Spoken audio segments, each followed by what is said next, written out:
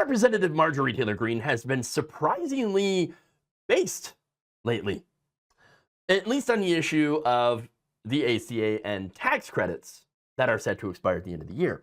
On Tuesday, the Georgia representative called out House Speaker Mike Johnson for not having any plans on a supposed Republican alternative to the ACA. Okay, or any plan to address the tax credits or an alternative to the tax credits that are set to expire. Okay, taking to social media, Marjorie Greene wrote, "I demanded to know from Speaker Johnson what the Republican plan for healthcare is to build the off-ramp off Obamacare and the ACA tax credits to make health insurance affordable for Americans." Johnson said he's got ideas. Maybe binders full of ideas. Oh, wait, no, that's Mitt Romney, sorry. And pages of policy ideas and committees of jurisdiction are working on it. But he refused to give one policy proposal to our GOP conference on our own conference call. Apparently, I have to go into a skiff to find out the Republican healthcare plan. For those who don't know, a SCIF, or SCIF, stands for the Sensitive Compartmented Information Facility, which is basically a secure area, room, building, wherever, where the government and its contractors can store, process, and discuss classified information. So I don't know if she was joking there about actually needing a SCIF, right? If she was, that's actually pretty clever, okay? So, like, what? Apparently this healthcare plan is classified. Well, actually, no, it doesn't exist.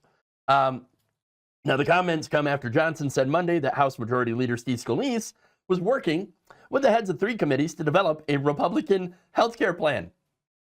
I don't know, guys, it seems kind of late for that whole thing. I mean, were you supposed to be working on that since like 2009?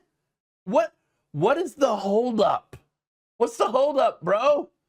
No, the reality, of course, is that they never had a healthcare plan. They never actually planned on having a healthcare plan. Okay, you know why? It's because the ACA was their plan.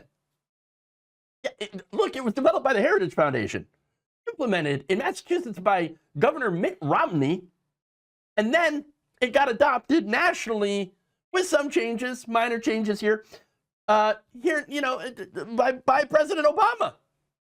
That was it. The reason that the costs are going up for people is because the conservative healthcare plan always relied on corporate subsidies to boost their profit margins, okay? Without the tax giveaways, these credits, okay, their record profits would disappear. You've got government propping up health insurance industry profits. This was always the problem with market-based healthcare. Look, other countries, not every country has a single-payer healthcare system, okay? There are some countries that do have, I believe it's Switzerland that has a market-based healthcare system similar to what we were supposed to have, okay, through the ACA.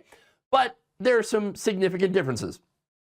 They've got more regulation. They have price controls to ensure that the costs don't continuously rise out of control. It is still more expensive than a single-payer system because that's just the nature of the beast, right? But here, again, but it's actually much cheaper there than it is here because here it is extremely expensive. Okay, we didn't do any of the common sense things. We didn't do any of the price controls or anything like that because line must go up. Okay, that's it. And now 24 million Americans are about to see what private insurance actually costs.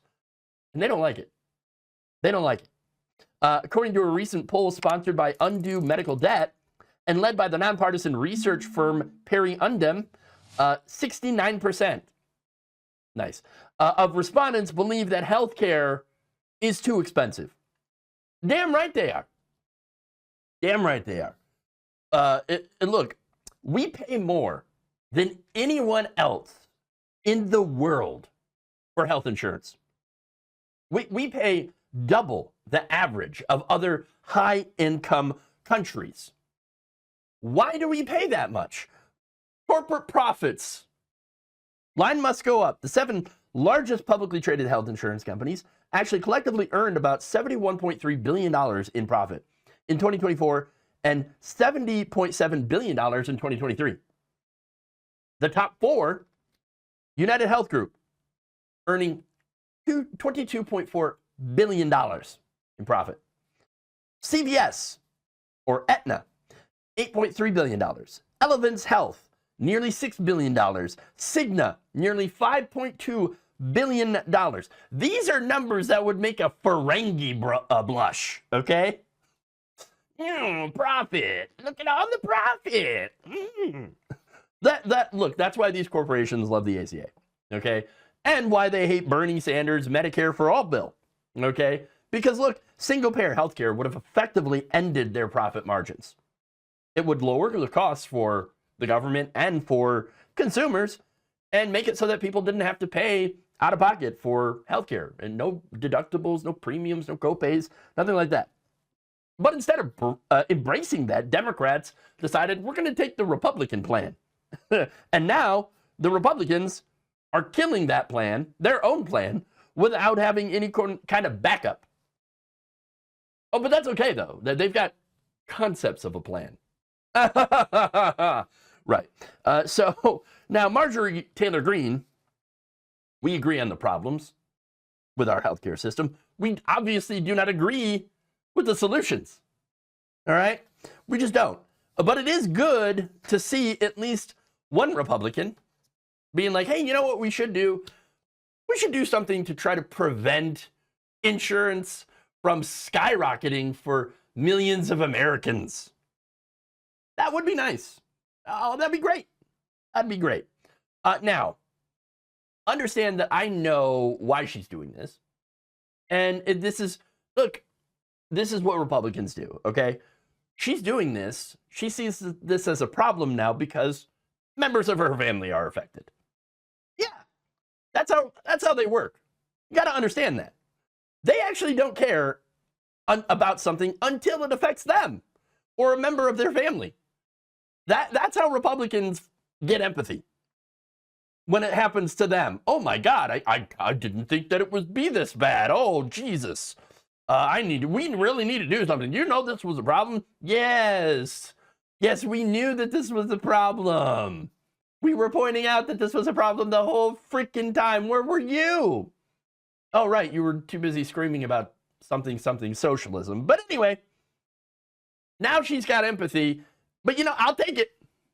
I'm not complaining about it. I'm not complaining at all.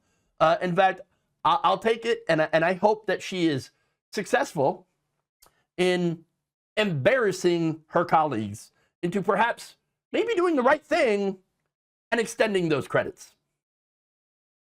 I know it's a long shot, a big hope, but I am a hopeful person at heart.